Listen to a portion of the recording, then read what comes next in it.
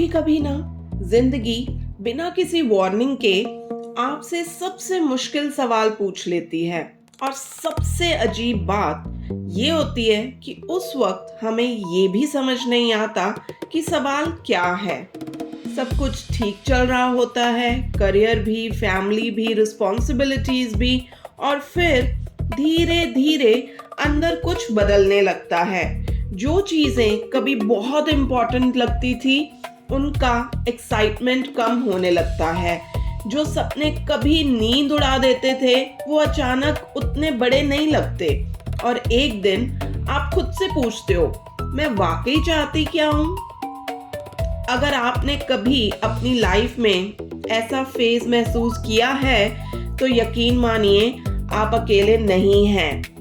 वैदिक ज्योतिष के अनुसार कई लोग अपनी जिंदगी में एक ऐसे टाइम से गुजरते हैं जहां बाहर की दुनिया से ज्यादा अंदर की दुनिया बदलती है। उसी समय को कई लोग केतु महादशा के रूप में जानते हैं। लेकिन क्या केतु सिर्फ दुख देता है? क्या केतु सिर्फ चिंता देता है? या फिर हम उसे गलत समझते आए हैं? आज मैं आपसे सिर्फ एस्ट्रोलॉजी की बात नहीं करूंगी, मैं आपसे एक जर्नी की बात करूंगी। एक ऐसी जर्नी जो शायद बहुत पर्सनल भी हो और बहुत यूनिवर्सल भी।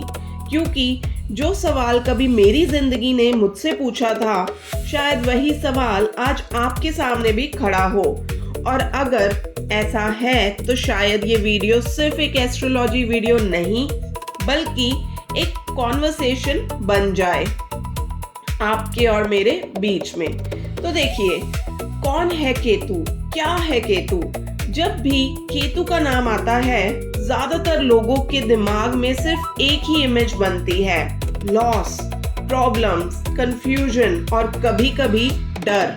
लेकिन क्या सच में केतु सिर्फ इतना ही है?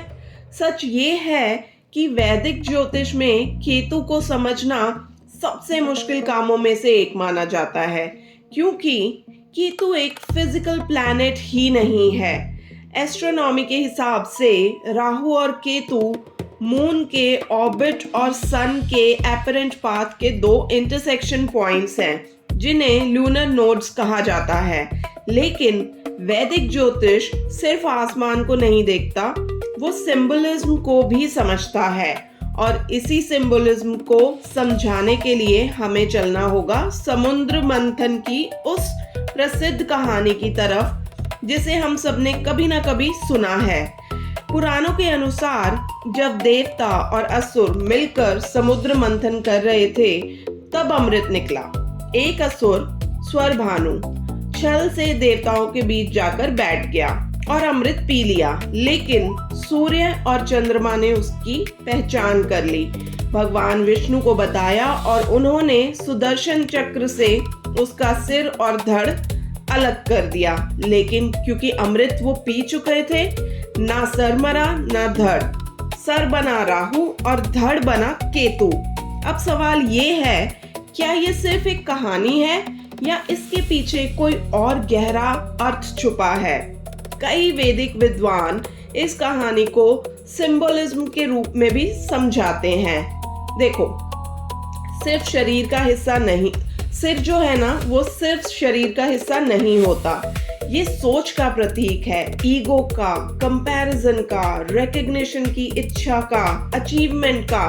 और जब माइथोलॉजी केतु को बिना सर के दिखाती है तो कई व्याख्याओं के अनुसार वो हमें एक ऐसी चेतना की तरफ इशारा करती है जो ईगो के परे जाकर सत्य को देखना चाहती है। शायद इसीलिए केतु को वैराग्य, अंतर्दृष्टि, इंट्यूशन और मोक्ष से जोड़ा गया है। लेकिन यहीं से एक बहुत बड़ी मिसअंडरस्टैंडिंग भी शुरू होती है। हम वैराग्य को ना लॉस समझने लग जाते हैं, हम लेटिंग गो को फेलियर समझ लेते हैं और इसी वजह से केतु हमें डराने लगता है। लेकिन अगर किसी बच्चे के हाथ से एक टूटा हुआ खिलौना ले लिया जाए तो उसे लगेगा उसकी दुनिया खत्म हो गई। बट उसकी माँ जानती है कि वो उसके हाथ में उसे भी बेहतर चीज देने वाली है। जिंदगी भी कभी कभी हमें इसी तरह समझ नहीं आती, और शायद इसीलिए केतु को समझने से पहले हमें एक और चीज समझनी होगी, अटैचमेंट। क्योंकि जब तक अटैचमेंट समझ नहीं आता तब तक केतु भी समझ नहीं आता। चलिए, केतु महादशा, ये वो टाइम है जब जिंदगी आपसे पूछे कि तुम वाकई में हो कौन। देखो, एक छोटा सा सवाल पूछती हूँ, अगर आज आपसे आपकी गाड़ी ले ली जाए, शायद आपको बुरा लगेगा। अगर आपसे आपका फोन ले लिया जाए, थोड़ी देर परेशानी होगी। लेकिन अगर एक दिन आपसे आपकी पहचान ही छीन ली जाए, तब ये सवाल ना थोड़ा अजीब लग सकता है। लेकिन जरा गौर कीजिए, हम अपनी पहचान बनाते कैसे हैं?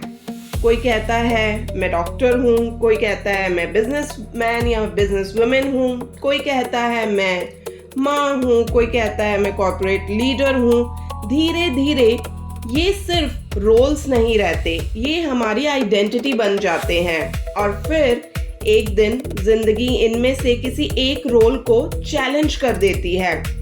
उस पल जो दर्द होता है ना, वो सिर्फ उस चीज के जाने का नहीं होता, वो उस इंसान के टूटने का होता है जो हमने उस रोल के अंदर बना लिया था। कई ज्योतिषाचार्य मानते हैं कि केतु इसी आइडेंटिटी से जुड़े सवालों को सामने ला सकता है। इसलिए बहुत से लोग केतु महादशा को सिर्फ इवेंट्स का पीरियड नहीं, बल्कि सेल्फ डिस्कवरी की जर्नी भी मानते हैं। और यहाँ मैं आपसे एक पर्सनल बात शेयर करने चाहती हूँ। कई सालों तक मेरी पहचान मेरी कॉर्पोरेट लाइफ थी। मीटिंग्स, टारगेट्स, लीडरशिप, रिस्पॉन्सिबिलिटी, ये सब मेरी जिंदगी का हिस्सा ही नहीं, मेरी पहचान बन चुके थे। फिर मेरी लाइफ में केतु महादशा का दौर चल रहा था और उसी दौरान मेरी जॉब चली गई। उस दिन मुझे एस्ट्रोलॉजी या स्पिरिचुअलिटी याद नहीं आई। मुझे सिर्फ इतना याद है कि मुझे लगा मेरी तो दुनिया ही रुक गई है। मैं बार बार खुद से एक ही सवाल पूछ रही थी कि यार मेरे साथ ही ऐसा क्यों हुआ। और शायद अगर आप भी किसी मुश्किल फेज से गुजर रहे हैं तो ये सवाल आपके मन में भी कभी ना कभी जरूर आया होगा। उस वक्त मुझे बिल्कुल भी नहीं लगा था कि इस एक्सपीरियंस में कोई लेसन हो सकता है। सच कहूं तो मुझे सिर्फ लॉस दिख रहा था। लेकिन आज जब मैं पीछे मुड़ के देखती हूँ तो मुझे सिर्फ एक जॉब लॉस नजर नहीं आता, मुझे एक दरवाजा बंद होता हुआ नजर आता है ताकि एक नया दरवाजा खुल सके। अगर उस दिन मेरी जॉब ना गई होती तो शायद मैं कभी रुककर ये सवाल ही नहीं पूछती, मैं वाकई किस काम के लिए बनी हूँ। क्या इसका मतलब है कि हर केतु महादशा में जॉब चली जाती है? बिल्कुल नहीं। और ये बात समझना बहुत जरूरी है। वैदिक ज्योतिष में किसी भी महादशा का फल सिर्फ ग्रह का नाम देखकर नहीं बताया जा सकता। केतु किस भाव में है, किस राशि में है, किस नक्षत्र में है, किन ग्रहों के साथ है और कौन सी अंतर्दशा चल रही है, ये सब मिलकर ना अनुभव को प्रभावित करते हैं। इसलिए दो लोगों की केतु महादशा कभी एक जैसी नहीं होती। किसी को प्रमोशन मिल सकती है, कोई नया बिजनेस शुरू कर सकता है, किसी की फाइनेंशियल ग्रोथ भी हो सकती है और किसी के लिए मेरी तरह ये एक टर्निंग पॉइंट बन सकता है। लेकिन चाहे बाहर कुछ भी हो, कई लोग एक बात कॉमन महसूस करते हैं। अंदर से एक आवाज आती है, क्या बस इतना ही है? ये सवाल करियर का काम और पर्पस से ज्यादा होता है। और शायद इसीलिए केतु को कई पारंपरिक व्याख्याओं में वैराग्य और मोक्ष से जोड़ा गया है। ध्यान रहे, वैराग्य का मतलब जिंदगी छोड़ देना नहीं होता। वैराग्य का मतलब होता है जिंदगी को पकड़कर ना बैठना। इस फर्क को समझना बहुत जरूरी है। अगर आप अपनी मुट्ठी में रेत को जोर से पकड़ेंगे तो रेत और जल्दी से निकल जाएगी, लेकिन अगर वही रेत खुली हुई हथेली पे हो तो वो टिक भी सकती है। कई आध्यात्मिक परंपराओं में इसी उदाहरण से समझाया गया है कि जिंदगी की हर चीज एक अमानत है, मालिकाना हक नहीं, और शायद केतु हमें इसी नजरिए की याद दिलाता है। लेकिन कहानी यहीं खत्म नहीं होती। आइडेंटिटी के बाद सबसे बड़ा प्रभाव पड़ता है हमारे रिश्तों पर, क्योंकि जहां अटैचमेंट सबसे गहरी होती है वहीं सबसे ज्यादा सवाल भी उठते हैं। रिश्तों से लेकर रूह तक केतु महादशा असल में बदलती क्या है? देखो, जिंदगी में शायद सबसे गहरा दर्द कभी पैसा नहीं देता, कभी करियर भी नहीं देता। सबसे गहरा दर्द अक्सर रिश्तों से आता है। और शायद इसीलिए जब लोग केतु महादशा का नाम सुनते हैं तो उनका पहला सवाल होता है, क्या मेरा रिलेशनशिप टूट जाएगा? लेकिन इसका जवाब इतना सीधा नहीं है। वैदिक ज्योतिष के अनुसार सिर्फ केतु महादशा का नाम सुनकर किसी रिलेशनशिप का फ्यूचर बताना संभव नहीं है। इसके लिए पूरी जन्म कुंडली देखनी पड़ती है। लेकिन एक बात जरूर देखी गई है, कई लोगों के लिए ये समय रिलेशनशिप्स को दोबारा देखने का समय बन जाता है। आप नोटिस करेंगे कि कुछ कॉन्वर्सेशंस जो पहले इग्नोर कर देते थे अब डिस्टर्ब करने लग जाती हैं। कुछ आदतें जो पहले नॉर्मल लगती थी अब भारी लगने लग जाती हैं। और कुछ लोग जो कभी बहुत करीब थे अचानक इमोशनली बहुत दूर फील होने लग जाते हैं। क्यों? हो सकता है क्योंकि पहली बार आप सामने वाले को नहीं, खुद को देखना शुरू कर देते हो।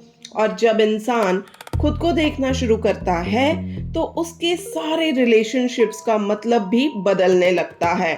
कई बार रिश्ता नहीं बदलता, सिर्फ उस रिश्ते को देखने का नजरिया बदल जाता है।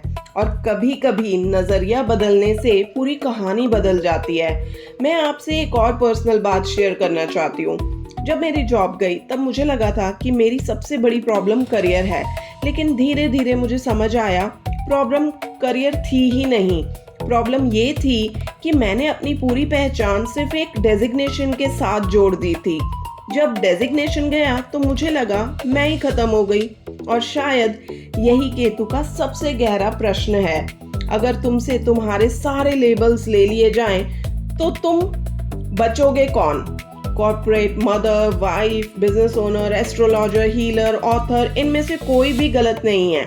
लेकिन अगर इनमें से कोई भी ना रहे तो क्या आपकी पहचान खत्म हो जाएगी? ये सवाल ना आसान नहीं है। और शायद इसीलिए केतु को समझना भी आसान बिल्कुल नहीं है। अब बात करते हैं पैसों की।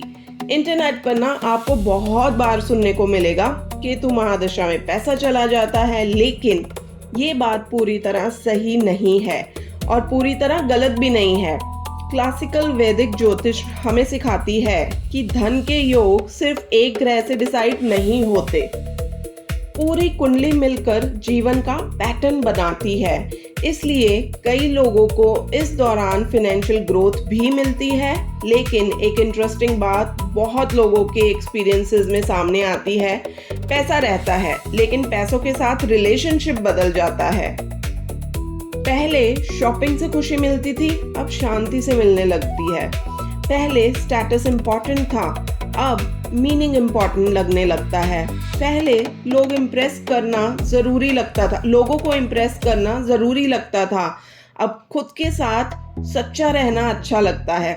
और यही अंदर का बदलाव है जो बाहर की प्रायोरिटीज को धीरे धीरे बदल देता है। और फिर आता है इस पूरी महादशा का शायद सबसे गहरा पहलू, इनर साइलेंस। बहुत से लोग जो केतु महादशा से गुजरते हैं बताते हैं कि उन्हें अचानक अकेलापन पसंद आने लगता है। भीड़ में भी वो खुद के साथ रहना चाहते हैं। ये डिप्रेशन है? जरूरी नहीं। ये स्पिरिचुअलिटी है? हर बार नहीं। कभी कभी ये सिर्फ इतना होता है कि बाहर की आवाज धीरे धीरे कम होने लगती है और अंदर की आवाज पहली बार सुनाई देने लगती है। इसीलिए कई पारंपरिक ग्रंथों में केतु को ध्यान, अंतर्मन, तपस्या और मोक्ष से जोड़ा गया है। लेकिन ध्यान रहे, स्पिरिचुअलिटी का मतलब घर छोड़ देना नहीं होता। स्पिरिचुअलिटी का मतलब खुद से मिलना होता है। और ये मुलाकात ना कभी कभी बहुत अनकंफर्टेबल होती है, क्योंकि पहली बार आप दुनिया को नहीं खुद को देख रहे होते हो। और सच कहूँ, ये सफर आसान नहीं होता। कभी कभी आंसू भी आते हैं, कभी कंफ्यूजन भी होता है, कभी लगता है सब कुछ खत्म हो रहा है। लेकिन शायद हर ट्रांसफॉर्मेशन का पहला एहसास टूटने जैसा ही होता है। मुझे आज भी याद है जब मेरी कॉर्पोरेट वाली लाइफ खत्म हुई थी ना, मैंने कभी नहीं सोचा था कि एक दिन मैं इसी एक्सपीरियंस के बारे में बैठकर हजारों लोगों से बात करूंगी। उस वक्त मुझे सिर्फ एक लॉस दिखा, आज मुझे उसी जगह एक इनविटेशन दिखता है, एक इनविटेशन अपनी जिंदगी को दोबारा देखने का। और शायद इसीलिए आज मैं केतु महादशा को सिर्फ एक डिफिकल्ट पीरियड के रूप में नहीं देखती, मैं उसे एक टीचर के रूप में देखती हूँ। एक ऐसा टीचर जो कभी कभी बहुत सख्त जरूर होता है लेकिन झूठ कभी नहीं बोलता। लेकिन हर स्टूडेंट टीचर की बात समझ भी नहीं पाता और शायद इसी वजह से बहुत से लोग केतु महादशा के दौरान कुछ ऐसी गलतियां कर बैठते हैं जो उनके सफर को और भी मुश्किल बना देती हैं। आइए अब उन गलतियों को समझते हैं। केतु महादशा से लड़ना नहीं, उसे समझना सीखिए। अब तक हमने समझा कि केतु महादशा को सिर्फ लॉस के रूप में देखना शायद इसकी सबसे बड़ी मिसअंडरस्टैंडिंग है, लेकिन इसका मतलब ये भी नहीं कि ये फेज हमेशा आसान होता है। सच तो ये है कि ट्रांसफॉर्मेशन कभी कंफर्टेबल नहीं होता और शायद इसीलिए बहुत से लोग केतु महादशा के दौरान कुछ ऐसी गलतियां कर बैठते हैं जो उनके एक्सपीरियंस को और भी मुश्किल बना देती हैं। पहली गलती, हर बदलाव को ना पनिशमेंट समझना। कभी कभी जिंदगी हमसे कुछ इसलिए नहीं लेती क्योंकि वो हमें दुख देना चाहती है, कभी कभी वो हमें उस चीज से आजाद करना चाहती है जिसे हमने अपनी पूरी पहचान बना लिया होता है। दूसरी गलती, हर प्रॉब्लम का दोष ना सिर्फ ग्रहों को देना गलत है। वैदिक ज्योतिष कभी भी कर्म को नजरअंदाज नहीं करता। ग्रह समय का संकेत दे सकते हैं लेकिन निर्णय हमारे हाथ में होता है, रिएक्शन हमारा होता है और वही रिएक्शन हमारे अगले कर्म की बुनियाद बन जाता है। तीसरी गलती, डर के कारण गलत लोगों के पास चले जाना। जब इंसान मुश्किल दौर से गुजरता है तो वो किसी भी ऐसे इंसान पे भरोसा कर लेता है जो तुरंत सॉल्यूशन देने का वादा करे। लेकिन याद रखिए, जो भी इंसान 100% गारंटी दे या कहे कि सिर्फ एक उपाय से आपकी पूरी जिंदगी बदल जाएगी, वहां ना थोड़ा रुककर सोचिएगा जरूर। वैदिक ज्योतिष इतनी सरल नहीं है और ना ही जीवन इतना सरल है। अब बात करते हैं उपायों की। कई पारंपरिक ज्योतिषाचार्य केतु से जुड़े कुछ उपायों का उल्लेख करते हैं, जैसे भगवान गणेश की उपासना, ध्यान, मंत्र जाप, निस्वार्थ सेवा और जरूरतमंद लोगों या जानवरों की सेवा। लेकिन इन उपायों का उद्देश्य सिर्फ ग्रह को खुश करना नहीं माना गया, बल्कि व्यक्ति के अंदर विनम्रता और सहजता लाने के लिए भी ये उपाय करवाए जाते हैं और अहंकार से दूरी लाना भी इन्हीं उपायों के कारण हो पाता है। अगर आप किसी भी उपाय को सिर्फ डर की वजह से करते हैं तो शायद उसका असली अर्थ कहीं खो जाता है, लेकिन अगर वही उपाय समझ के साथ किया जाए तो वो सिर्फ एक रिचुअल नहीं, एक प्रैक्टिस बन जाता है। एक ऐसी प्रैक्टिस जो धीरे धीरे अंदर भी बदलाव लाती है और शायद यही हर उपाय का असली उद्देश्य है। अब मैं आपसे इस वीडियो की शायद सबसे पर्सनल बात शेयर करना चाहती हूँ। आज भी मेरी केतु की महादशा चल रही है। मैं ये वीडियो किसी किताब को पढ़कर नहीं बना रही और ना ही मैं ये दावा करती हूँ कि मेरे पास हर सवाल का जवाब है। मैं भी आपकी तरह इस जर्नी पर हूँ। फर्क सिर्फ इतना है कि जो बातें मैंने सीखी हैं वो आपसे शेयर कर रही हूँ। जब मेरी कॉर्पोरेट जॉब गई थी तब मुझे लगा था मेरी कहानी वहीं खत्म हो गई। आज मुझे लगता है शायद वही मेरी असली कहानी की शुरुआत थी। अगर उस दिन मेरी जिंदगी वैसे ही चलती रहती तो शायद मैं कभी अपने अंदर झांक कर देख ही नहीं पाती, कभी एस्ट्रोलॉजी को इतनी गहराई से समझ ही नहीं पाती, कभी इतने लोगों से इस तरह बात ही नहीं कर पाती और शायद ये वीडियो भी कभी ना बनती। इसलिए आज अगर कोई मुझसे पूछे क्या तुम अपनी केतु महादशा को मिटा देना चाहोगी, तो मेरा जवाब होगा नहीं, क्योंकि उसने मुझसे बहुत कुछ लिया होगा लेकिन उसने मुझसे भी मिला दिया। हर महादशा जिंदगी का एक अध्याय होती है। कुछ अध्याय हमें जीतना सिखाते हैं, कुछ इंतजार करना, कुछ जिम्मेदारी और कुछ छोड़ देना। शायद केतु महादशा उन्हीं अध्यायों में से एक है जो हमें दुनिया से भागना नहीं बल्कि अपने अंदर लौटना सिखाती है। और जब इंसान खुद को समझने लगता है, तब उसे ये एहसास होता है कि असली आज़ादी बाहर की परिस्थितियों में नहीं, अंदर की स्थिति में होती है। तो अगर आप भी इस वक्त केतु महादशा से गुजर रहे हैं तो सिर्फ एक बात याद रखिए, हो सकता है ये वक्त आपको तोड़ने नहीं, आपको तराशने आया हो। और कभी कभी जिंदगी की सबसे बड़ी ब्लेसिंग शुरुआत में नहीं, ब्लेसिंग्स जैसी दिखती ही नहीं है शुरुआत में। वो जब आप वो समय से निकल जाते हो, बिल्कुल एंड में पहुंच जाते हो, तब आप जब पीछे मुड़ के देखते हो तो आपको लगता है यार वो तो ब्लेसिंग ही थी। मैं आपसे एक सवाल और करना चाहती हूँ, अगर आज आपसे आपकी सारी पहचान, सारे लेबल और सारी अचीवमेंट्स ले ली जाएं, तो आप वाकई कौन होगे? शायद इसी सवाल का जवाब ढूंढने का नाम है केतु महादशा। Thank you so much. अगर आपको वीडियो अच्छा लगा हो तो लाइक कीजिएगा, चैनल को सब्सक्राइब कीजिएगा और इस वीडियो को शेयर कीजिएगा अगर आपको लगता है कोई स्ट्रगल कर रहा है, कोई केतु महादशा से गो थ्रू कर रहा है और शायद ये वीडियो वो देखे तो उसे अच्छा फील हो। Thank you so much.